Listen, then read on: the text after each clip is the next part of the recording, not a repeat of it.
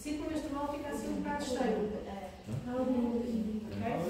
Quando não está o útero gravídico, eles funcionam mais ou menos em simultâneo. Okay? Tem 2 colos, o sangramento sai dos 2 colos, mas em termos de vagina, é uma vagina só. Portanto, tu não sabes se está a sair de um lado, se está a sair do outro. Okay? Porque é só uma saída. O que é que pode acontecer? Eu estava a perguntar. Há uma gravidez. O outro ovário está independente, mesmo na gravidez, ele pode fazer gestação. Por isso é que, como há estas alterações hormonais, às vezes, e isto principalmente mais na parte final dos últimos trimestres, é que há problemas na gravidez. Por causa destas alterações hormonais que depois podem ocorrer. Isto é muito raro, atenção, isto é assim qualquer uma destas alterações é uma no milhão de acontecer. São muito raras de acontecer. Mais 2. O útero septado é um pouco parecido com o anterior, só que o septo não chega ao final, ou seja, não faz mesmo aquele corte, continua só um colo do útero. Este aqui, o tamanho do septo varia de pessoa para pessoa. Pode ser só um ligeiro septo, pode ser um septo como está aqui nesta imagem um pouco mais abaixo. Isto varia. Okay? Esta aqui é a formação mais comum que nós conseguimos ver. De todas estas que eu já falei, esta é a mais comum de aparecer. E mesmo assim é rara. Okay? O que é que acontece aqui? Produz algumas complicações em termos obstétricos, porque como tem esta fenda, para o feto se desenvolver aqui, vai ter sempre aqui uma zona onde pode provocar a saída dele. Portanto, qualquer uma delas pode dar alterações obstétricas. Umas mais no primeiro semestre, outras mais no final. Umas dificultam mesmo a própria gravidez, a mulher fica grávida, para não voltar a palavra não. Isto é às 8h30 da manhã, não funciona bem. Quem está repetido? Este por acaso já tivemos um aqui no Portimão. O que é que acontece aqui? O útero por si só tem sempre uma ligeira curvatura para a frente, por causa da bexiga. Neste caso, a curvatura está para o lado. Okay? Ele fica arqueado para o lado. Imaginem, está a bexiga e ele está assim. Neste caso, a curvatura vai ser assim. Ele vai ficar torto para um ou para o outro lado. Aqui, as alterações em termos da cavidade uterina são mínimas, porque é só aquela ligeira curvatura. Os problemas mais uma vez, em termos obstétricos. Se bem que, quando ele começa a crescer, a formar o feto, ele endireita ligeiramente. Porque ele está assim, começa a crescer e ele faz espaço. Okay? Mas mesmo assim, dependendo da pessoa, etc., pode haver algumas complicações. Principalmente aqui no terceiro trimestre, já no final, e no trabalho de parto. Porque se ele continuar com muita curvatura, no trabalho de parto não pode ser o trabalho de parto normal. Portanto, pode ser uma cesariana ou pode ter problemas. Dúvidas? Agora, alterações consideradas assim com a idade são alterações normais, fisiológicas, as outras eram alterações congénitas, ou seja, foi na altura de formação do útero e por alguma razão, alguma mutação, etc. O útero ficou com algumas inflamações. Aqui não, tem a ver com as alterações fisiológicas da idade. O útero não tem sempre o mesmo tamanho, o mesmo aspecto, a mesma quantidade de miométrio, colo, etc. Quando são recém-nascidos e crianças, a zona do colo do útero é muito mais comprida e muito mais cheia, digamos assim, tem mais quantidade muscular do que propriamente o corpo e o fundo do útero. Conforme a criança vai crescendo, na altura da puberdade, começa a parte do fundo e do corpo a ficar com o seu tamanho mais normal, ou seja, mais densidade em termos musculares. E isto tem a ver com a estimulação hormonal que vai alterando ao longo do crescimento da criança. E esta zona do colo do útero vai ficando com menos camadas relativamente ao corpo e ao fundo. Aqui é um útero de uma mulher adulta normal, na idade fértil, onde o corpo e o fundo é sempre maior do que a parte do colo. Este caso aqui, vocês lembram-se quando eu estava a falar, quando estávamos a falar na outra aula, que há aquela, como é que se chamava? Quando aumenta, aumenta, hipertrofia, exatamente, por exemplo, na altura da gravidez, e depois ao contrário é a atrofia. Mas o útero nunca vai voltar ao tamanho que tinha antes da gravidez. Ele reduz, sim, mas nunca fica com o tamanho que tinha antes. Fica sempre um pouco mais denso. Ok? Portanto, isto é um útero de uma mulher pós-gravidez. É sempre um pouco mais densa esta parte do colo e do fundo, que foi aquela parte que cresceu mais, nunca volta ao seu estado normal. Pós-menopáusico, ou seja, quando já não tem estimulação tanto de estrogênio, o que é que vai sofrer? A tal atrofia. Aqui sim ele vai reduzir mais até do que tinha quando a mulher tinha idade fértil. Isto a partir mais dos 60 anos, 55, 60 anos. Hoje em dia já depende muito de mulher para mulher, até porque se a mulher fizer algum tipo de estimulação hormonal, isto pode ser mais para a frente. Ok? Dúvidas? Professora, sim. O músculo também só tem uma alteração? Ou é só o músculo? É, porque aí também está uma cor mais clara do que o outro. A cor tem a ver com a imagem, mas o músculo sim, o músculo fica mais atrofiado. É isso que faz com que o útero fique mais pequeno.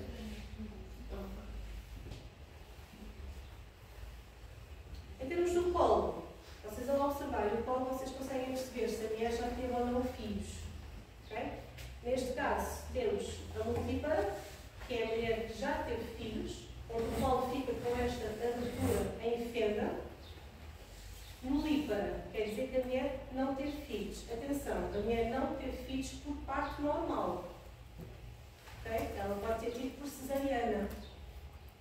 Okay? Estamos a falar de parto normal, porque isso é que vai alterar o útero.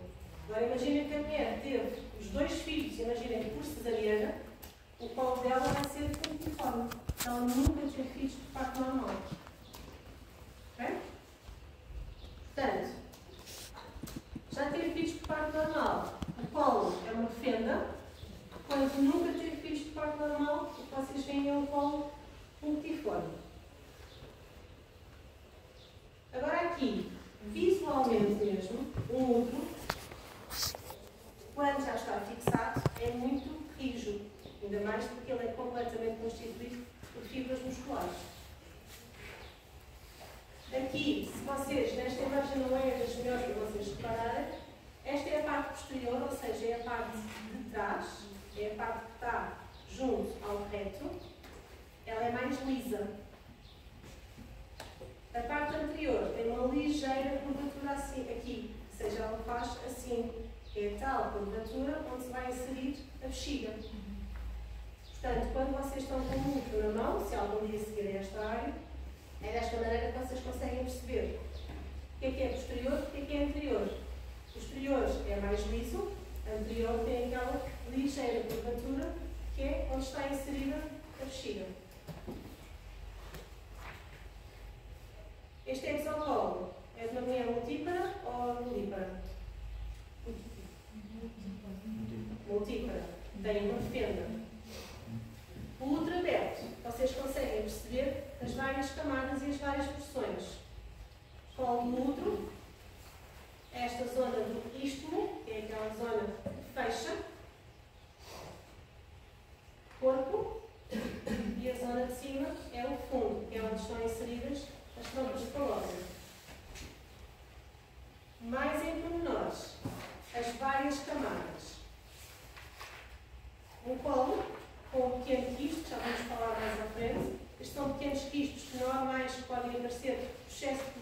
bulbo, a tal zona do istmo, e depois a partir daqui, quando é um núcleo gravídico, é a partir daqui que ele vai começar a crescer. Esta parte do istmo é a parte que mantém o feto lá dentro, que não deixa ele sair, porque ele está fechado. Colo, istmo, corpo. O corpo é constituído endométrio, que é aquelas partes de fibras musculares e camadas entrelaçadas, e o endométrio. Principalmente o endométrio tem células glandulares. Vamos falar agora aqui um bocadinho desta parte do colo. O colo tem muitas patologias que são muito importantes de ver. O colo é constituído por endocolo, que é a zona que está interior no canal, e exocolo. O exocolo é constituído por células pavimentosas, escamosas, não queratinizadas. A partir daqui, o endocolo é constituído por células glandulares, pulmonares. Portanto, colo do útero é as patologias que nós vamos falar aqui um bocadinho mais hoje. O colo do útero tem uma forma cilíndrica, o orifício externo, dependendo se a mulher já tem filhos ou não, uniforme ou em fenda, é composto por exocolo, endocolo e istmo. Isto vocês estão a ver aqui mais vermelho, é uma zona muito importante que é o que nós chamamos de zona de transformação. Portanto, patologias aqui e alterações benignas do colo. Em primeiro lugar, toda esta zona do colo uterino, exocolo, principalmente aqui de fora, é constituída por 4 camadas de células. Células pavimentosas, e há uma zona mais interna ou mais externa, isto depois também depende da idade da pessoa, onde começa a ser formado por células pulmonares. Esta zona de transição entre as células pavimentosas e as células pulmonares é chamada aqui de check, é a junção escolo-pulmonar.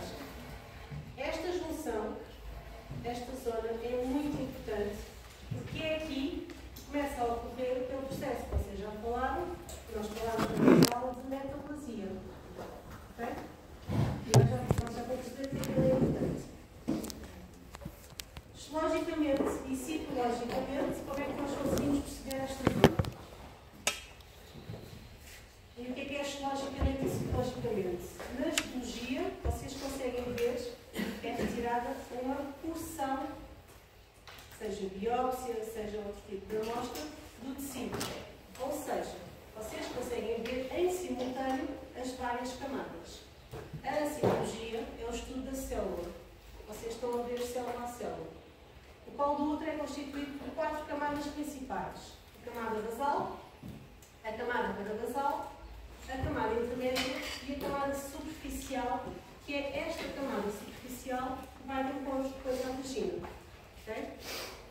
Citologicamente, também temos 4 camadas. No entanto, a camada basal só se consegue ver em citologia em mulheres com uma atrofia, ou seja, já uma menopausa muito avançada, porque senão elas não descamam.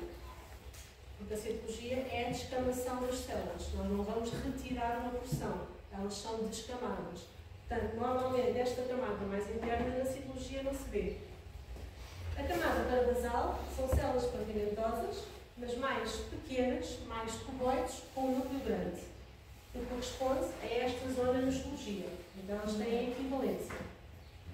A zona intermédia, na citologia vocês veem com estas células mais azuis, são células já com mais citoplasma, um núcleo um pouco mais pequeno e vesicular.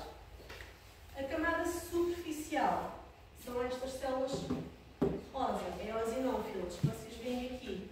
São ligeiramente maiores que as células superficiais, mas o núcleo é mais pequeno. Nós chamamos que é um núcleo picnótico, ou seja, toda a cromatina está mais condensada.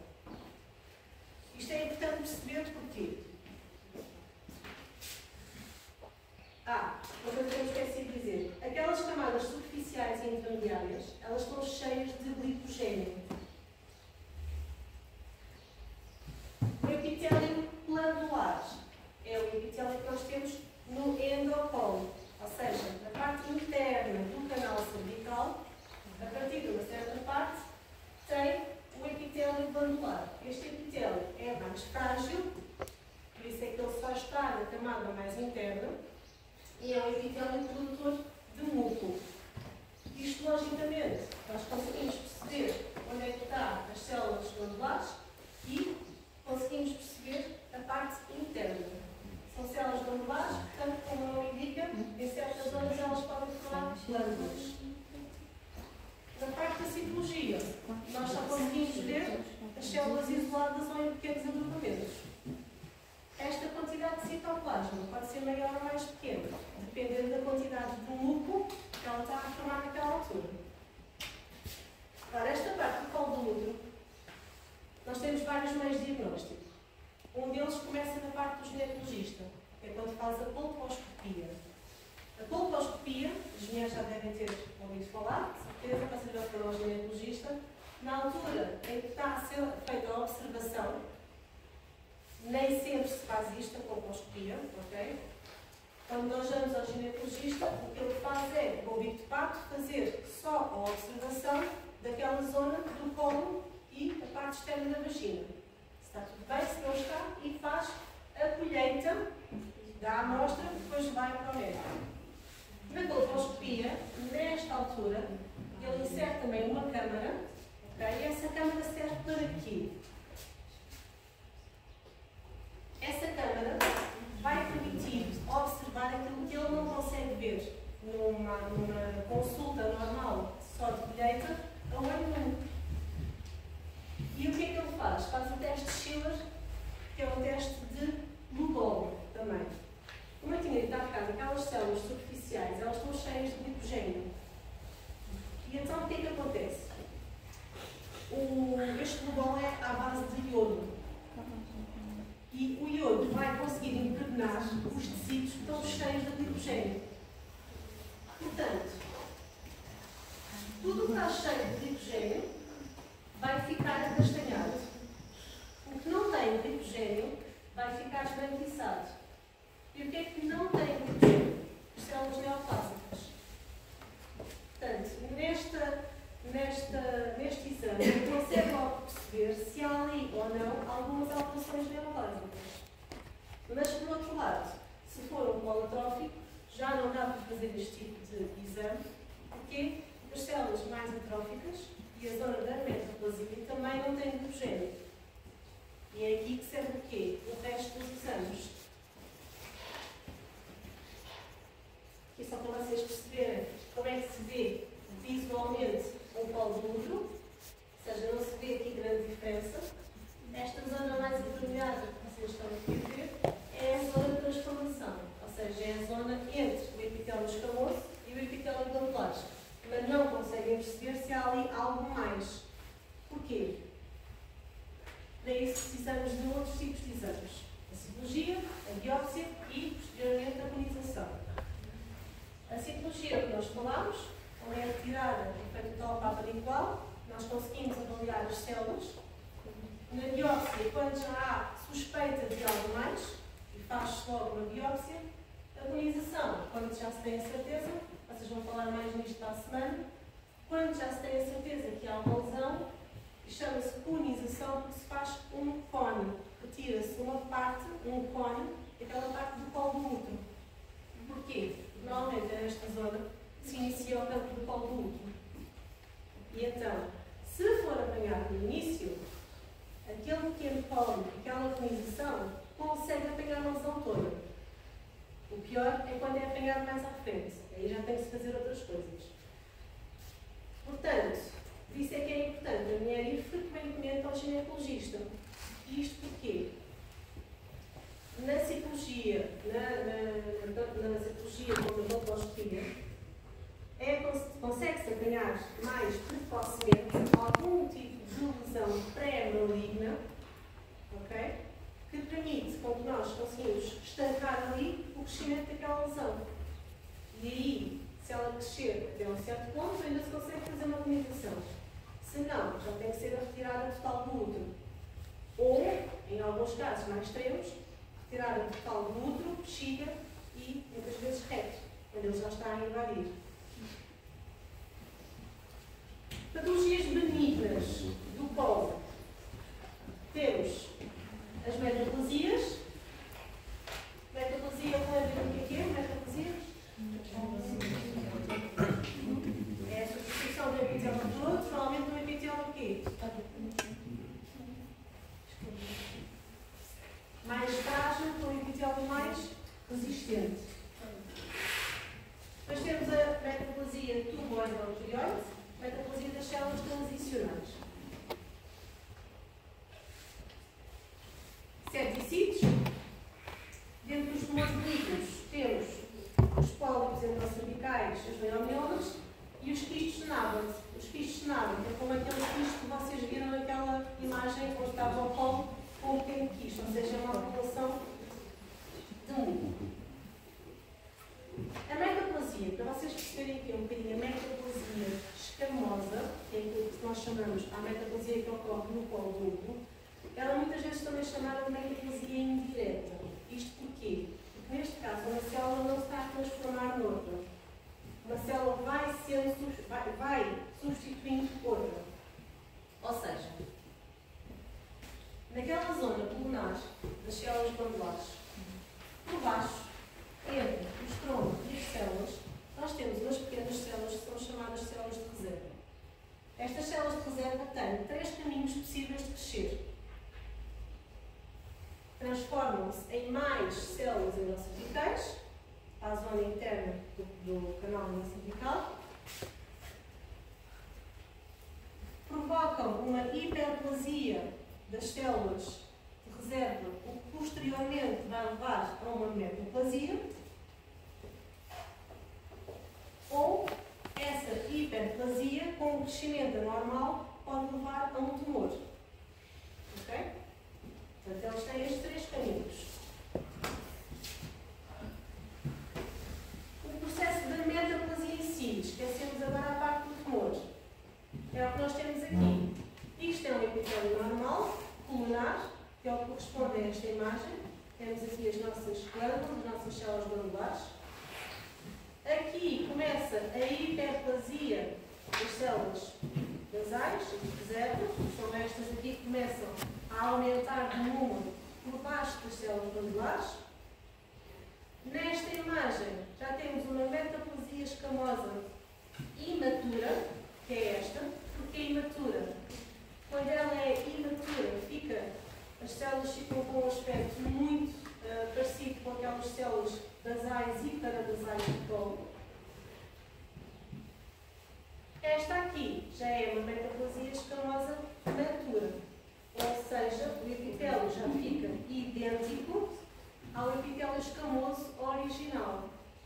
Portanto, uma célula não se vai transformar na outra, mas por necessidade, seja por algum tipo de inflamação, por microabrasão, etc., aquele epitélio que é menos resistente glandular, quando as células de reserva se estão a multiplicar, há necessidade de elas provocarem a metaplasia para aquela zona começar a ter o epitélio mais resistente.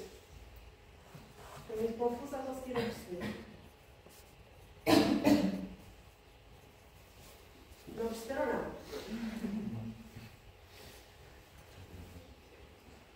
Para atrás. O que é que acontece com a metaplasia? Células de reserva, ok? Elas começam a multiplicar-se, ou seja, há a hiperplasia das células de reserva. Depois desta multiplicação, e vamos esquecer aqui a parte onde elas se multiplicam mal e começam a provocar células malignas, nesta multiplicação elas começam a transformar-se, aqui sim há a transformação, em células parecidas com as células basais. Daí ser designada uma metaplasia imatura, que está no início. Okay? Conforme elas vão maturando, a metaplasia vai se tornar metaplasia matura. Ou seja, quando já está a total substituição, já não há epitélio glandular, já não há células basais, já existem só células superficiais e intermediárias, ou seja, um epitélio normal, escamoso. E depois o que nós conseguimos ver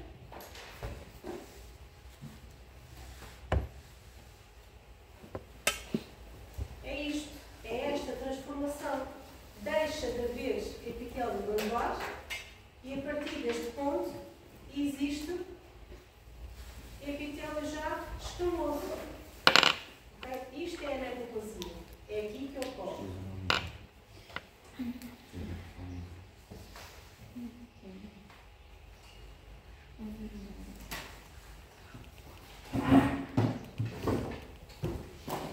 Sim.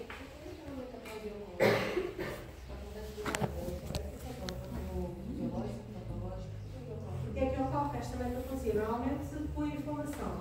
Algum tipo de inflamação, zona da vagina é sempre mais propensa a inflamações.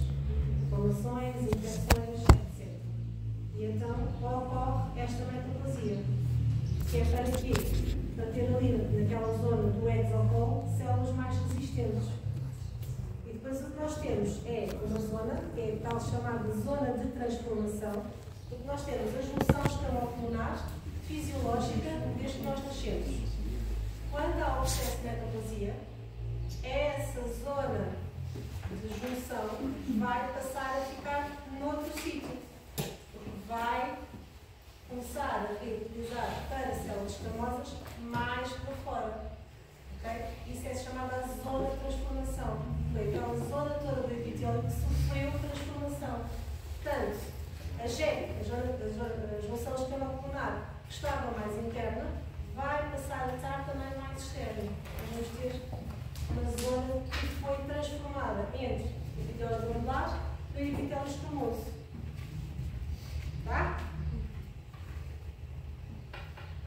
A metaplasia tubária é mais rara de aparecer, mas ela aparece. É importante só porque a metaplasia tubária é uma metaplasia em termos das células endocervicais, são as células que produzem muco, quando há necessidade de maior produção de muco. Então, tornam-se em células ciliadas, secretoras de muco, numa zona intercalar.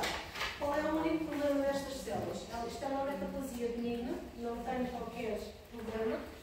O único problema é que, citologicamente e histologicamente, elas ficam com um aspecto muito feio. E então temos que saber fazer a distinção se é só uma metaplasia tubária, onde as células estão maiores, os núcleos já com uma cromatina nesta zona interna mais alterada, que é só isso e não é um adenocarcinoma. Então temos que saber fazer essa distinção. É só por isso que é preciso mencionar esta metaplasia, que é para não haver confusões. A metaplasia das células transicionais, ela é comum, mas só ocorre já nas mulheres em menopausa. As mulheres em menopausa já não vai haver tanto a metaplasia escamosa, vai haver só a metaplasia das células transicionais, que é uma aparência, tem uma aparência inicial de displasia. No canto do colo do útero, as células que começam com o cancro são as células basais. Estas células de metaplasia transicional ficam muito parecidas com células de displasia. Mais uma vez, é por isso que é importante conhecê-la, que é para não confundir com o cancro. Uma metaplasia que ocorre normalmente em mulheres menopáusicas. É mais uma vez só uma substituição do epitélio basal por um epitélio basal, mas mais resistente. Okay? É só alterações na superfície da epiderme. Cervicite. A cervicite está associada à inflamação e a infecções, sejam elas infecções, clamídia, hemorragia, o mais frequente nós apanhamos da Gardnerella vaginalis. A Gardnerella vaginalis é a substituição de um tipo de bactéria normal por um tipo de bactéria que não é tão normal no nosso epitélio e que provoca inflamação, vírus, fungos. Dentro do fungos, o mais frequente é a Cândida. A Cândida é um fungo oportunista, ou seja, quando a mulher está num estado mais sensível, seja por antibiótico, há muitos antibióticos que vocês veem, ele pode provocar Cândida, seja por antibiótico, seja por alguma alteração de pH, por alguma razão, a cândida pode, este fungo pode entrar na parte vaginal. E isto pode provocar o quê? Inflamações. Como é que nós visualizamos esta inflamação? É este aumento, esta abundância de linfócitos. Eles estão lá basicamente para nos proteger, mas é assim com esta imagem histológica que fica. Na citologia é a mesma coisa, só que com as células isoladas, e depois vemos uma abundância de linfócitos. O que isto pode fazer, em termos da mulher, é algum tipo de prurido, mais escorrimento, quando a pessoa está com mais escorrimento, pode ter a ver com uma cervicite. Okay? Pólipos. Os pólipos são muito frequentes. Não tanto na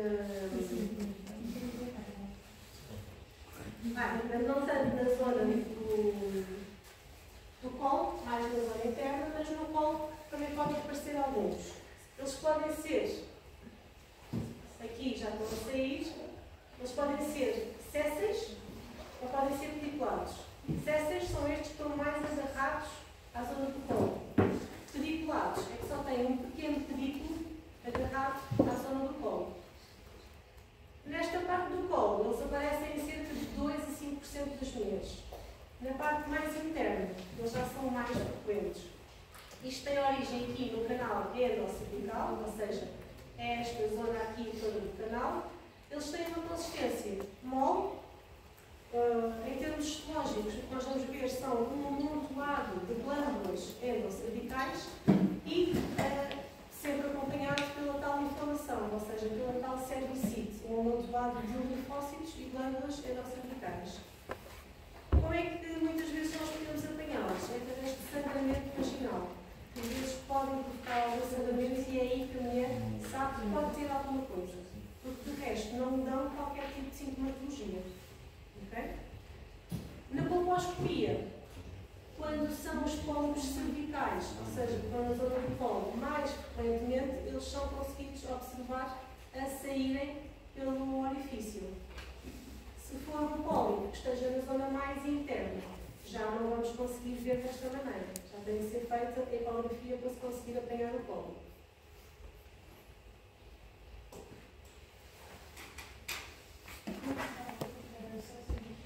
Pediculados. Os sésseis é como este que vocês têm aqui, que está com uma parede totalmente agarrada ao canal cervical. O pediculado, por acaso eu tenho aqui a minha imagem nu, o pediculado tem só um pequeno pedículo e o resto do pólipo está solto. Os leiomiomas, ou os miomas, eles são muito frequentes, exceto nesta zona do colo. Eles aqui são muito mais raros, porque eles são constituídos por músculo liso. Portanto, quando nós vamos apanhar muitos miomas, é aqui mais na zona do miométrio. Raramente conseguimos apanhar algum na zona cervical. Eles são tumores benignos, não têm qualquer. Normalmente não se tornam malignos. A única coisa é que, dependendo do seu tamanho, se forem miomas pequeninos, não têm qualquer interferência. Mas o seu tamanho pode começar a aumentar substancialmente. Okay? A partir de um certo tamanho, tem que ser retirado. Porque aí sim pode provocar mais sangramento, pode provocar dores, porque há miomas mesmo muito grandes. Por exemplo, isto aqui já é um mioma que já provoca sangramento e já provoca dor. E mesmo ao sentar, a mulher já pode sentir-se desconfortável. Isto, logicamente, vocês vão ver, é um amontoado de fibras de músculo liso todas entrelaçadas, sem qualquer displasia, sem qualquer sinal de malignidade.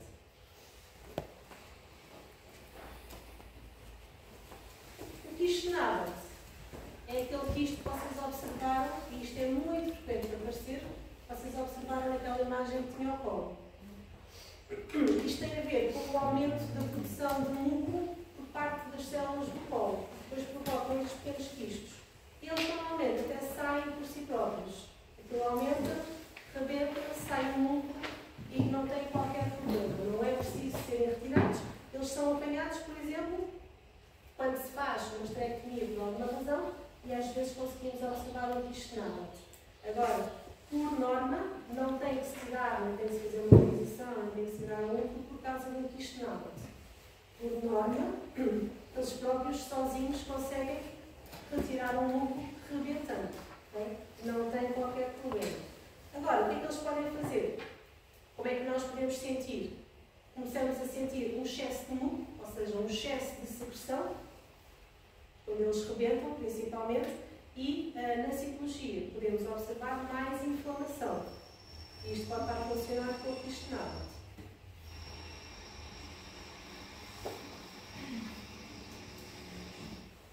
Agora sim, patologias do colo uterino.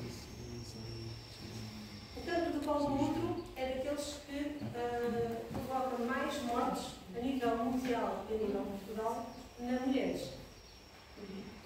Qual é a parte boa do cancro do colo uterino? É que ele é sempre precedido por lesões pré-neoplásicas. Okay? Daí a importância do ginecologista. Que lesões pré-neoplásicas são estas?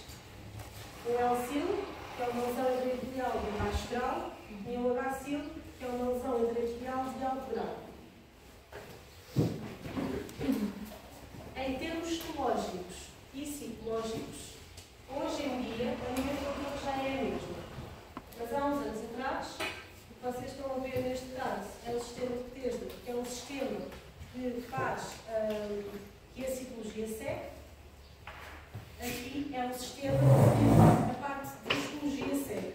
Há uns anos atrás dividimos em alterações sem vírus, alterações com vírus, alterações de alto grau moderadas, severas, invasivas e regulares.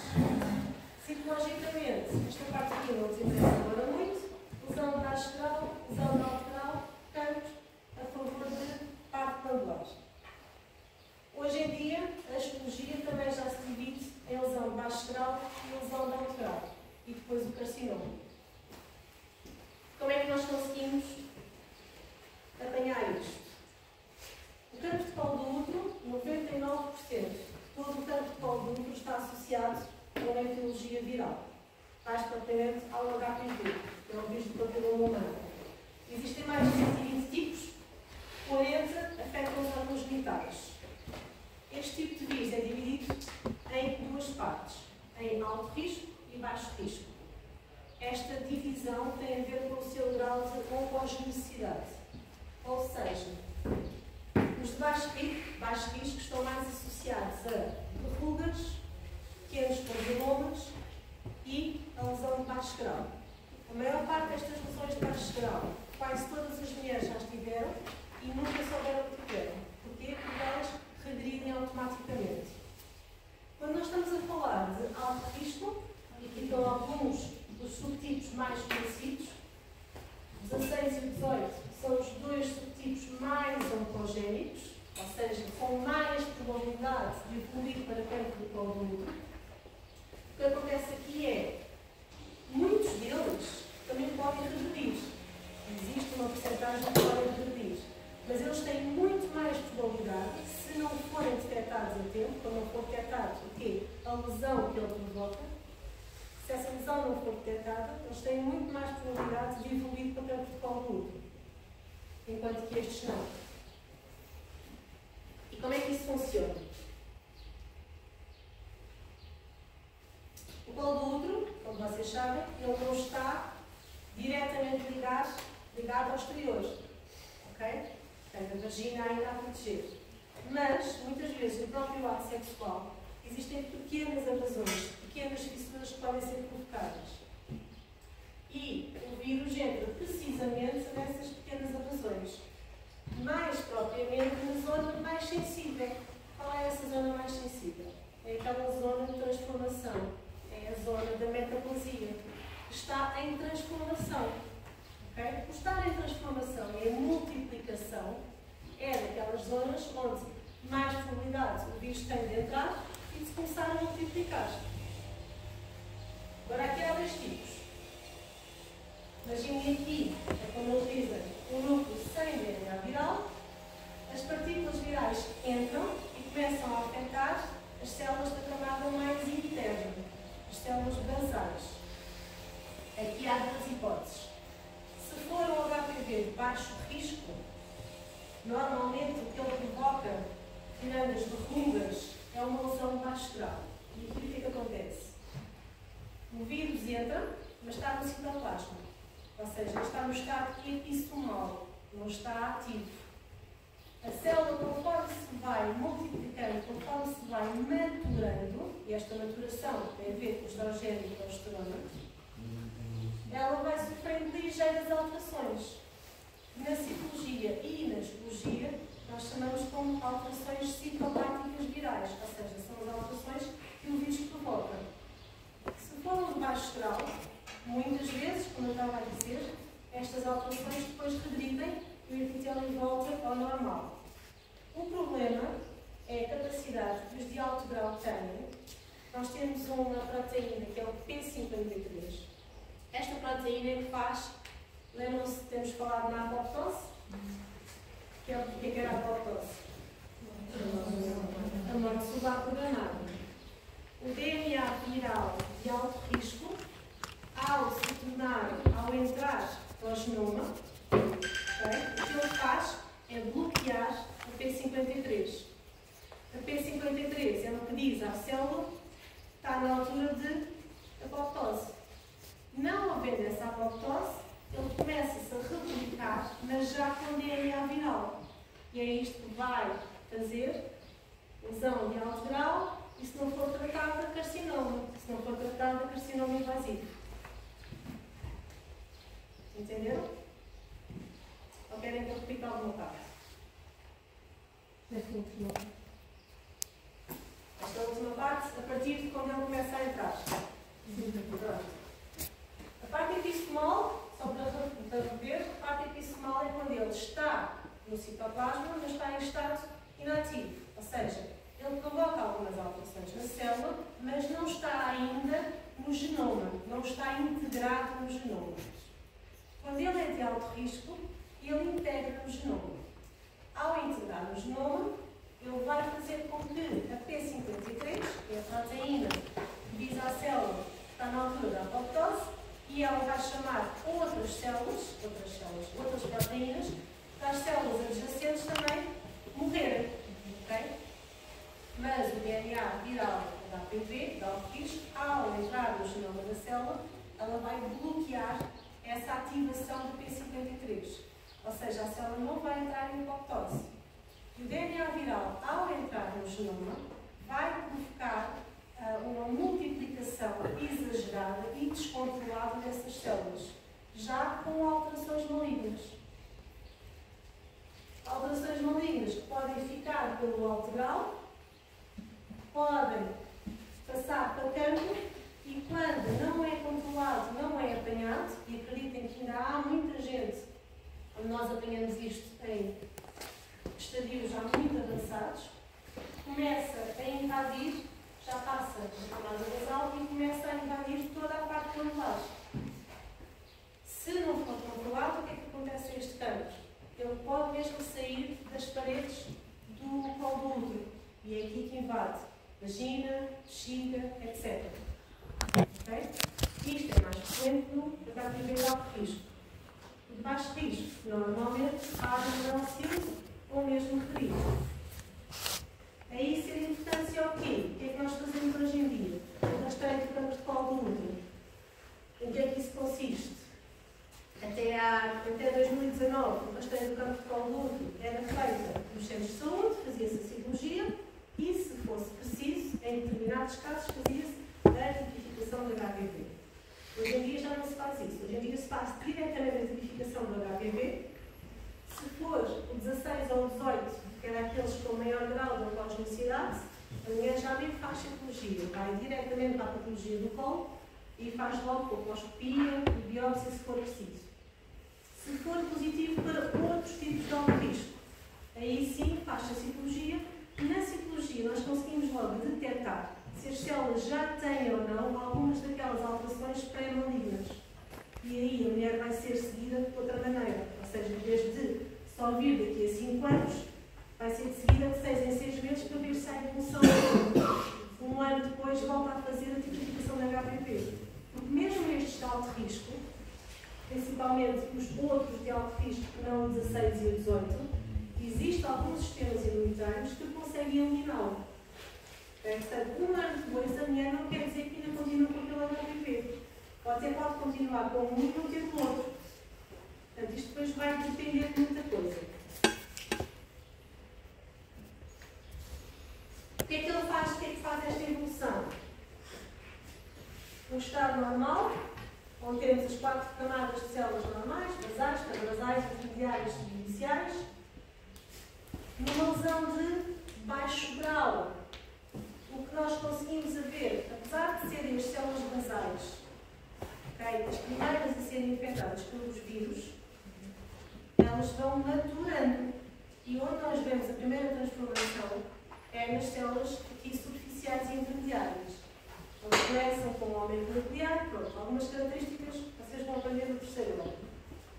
Vamos evoluindo, lesão de alto grau, onde as células, o que é que acontece com a lesão de alto grau? O próprio vírus já não deixa a célula maturar, ficam sempre células basais. Okay? E essas células basais ficam, mas com alterações até aos 4 estrados. Em último grau, é quando já temos o cancro do colo do útero. Okay? Totalmente maligno, com possibilidade de invasão. Quais são os fatores de risco para as lesões escamosas? O HPV é um agente etiológico de 99% dos casos. Mas depois há outros fatores que podem aumentar ou não esse risco da pessoa tem de o vírus passar realmente no cancro de colo do útero ou de regredir. Como, por exemplo, história familiar de cancro. A parte genética da pessoa tem muita influência. O fumo, o tabaco também. Quem fuma tem mais probabilidade, como o sistema imunitário está mais em baixo, daquele vírus evoluir para alto grau. A idade com que iniciou a vida sexual é muito importante. O comprometimento da imunidade tem a ver se ela tem mais doenças ou não do sistema imunitário, porque isso vai baixar ainda mais a capacidade do sistema imunitário de eliminar aquele vírus. A quantidade de parceiros sexuais e não só. Pode ter um parceiro sexual, se aquele parceiro sexual tiver outros parceiros sexuais, existe mais probabilidade, isto é um vírus passado sexualmente, existe mais probabilidade de a pessoa ter um cancro de colo do útero. Há outros fatores que dizem que estão associados, mas mais em termos de problemas adjacentes que podem trazer, como por exemplo a obesidade. Dizem que pessoas mais obesas, como o sistema imunitário também está mais decadente, podem ter mais probabilidade daquele vírus passar para cancro de colo do útero e não ser eliminado. Ok? Colposcopicamente, tem aqui algumas imagens. Aqui uma pequena inflamação só ainda, portanto não conseguimos ver praticamente nada no colo. Uma lesão de baixo grau, se for associada mesmo ao vírus e a um vírus de alto grau, o vírus de baixo grau normalmente não faz isto, um vírus de alto grau que esteja a provocar uma lesão de baixo grau, já se pode começar a ver alguma alteração colposcópica. Lesão de alto grau, já se começa a ver que estas zonas esbranquiçadas e mais hemáticas, cancro do colo do útero, toda aquela parte do colo já está completamente alterada.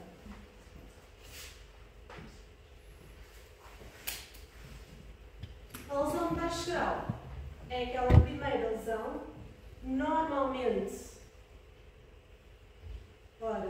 em 2019, de todas as lesões, isto foi um estudo que foi feito agora por uns colegas vossos, que eu mostrei aqui no Algarve, 40% das lesões que foram apanhadas eram de baixo grau.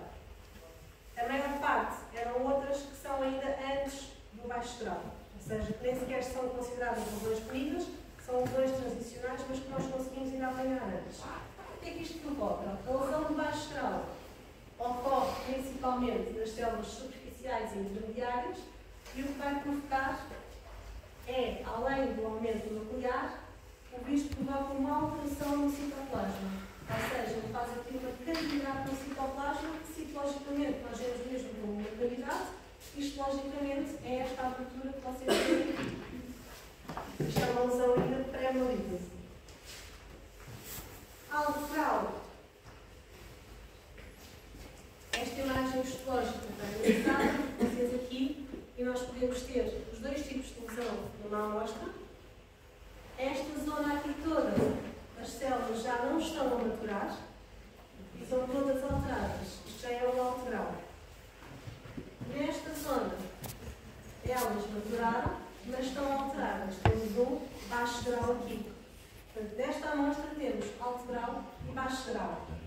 Isto quer dizer que aquele vírus provavelmente é de alto grau e está a evoluir para uma lesão maior.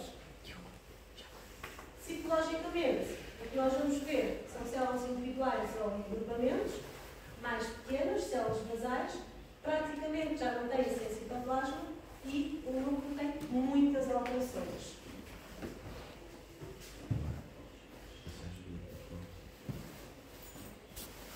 Ele continua a evoluir, não é apanhado. Pode evoluir as duas alterações malignas existentes no colo do útero, carcinoma celular, tem a ver com as células pavimentosas, e o adenocarcinoma, que é uma alteração das células glandulares.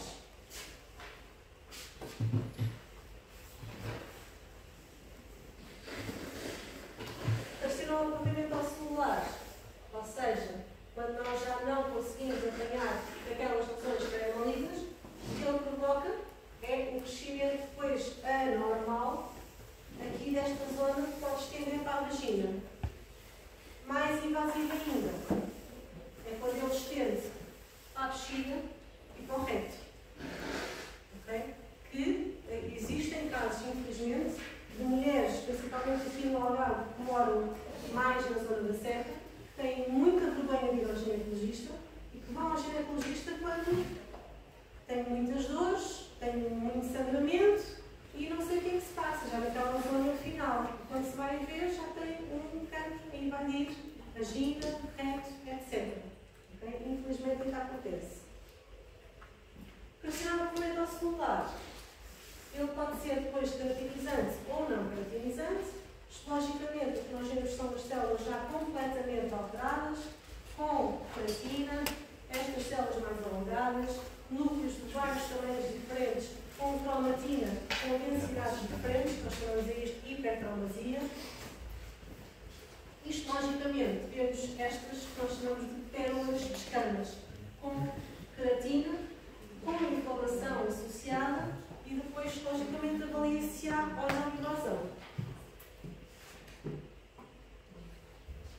Adenocarcinoma já ocorre mais na zona interna.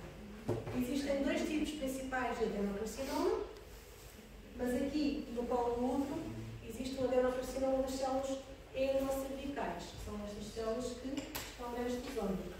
Existe depois também o adenocarcinoma endometrial, que nós conseguimos apanhar na citologia quando ele já está invadido aqui na parte mais inferior.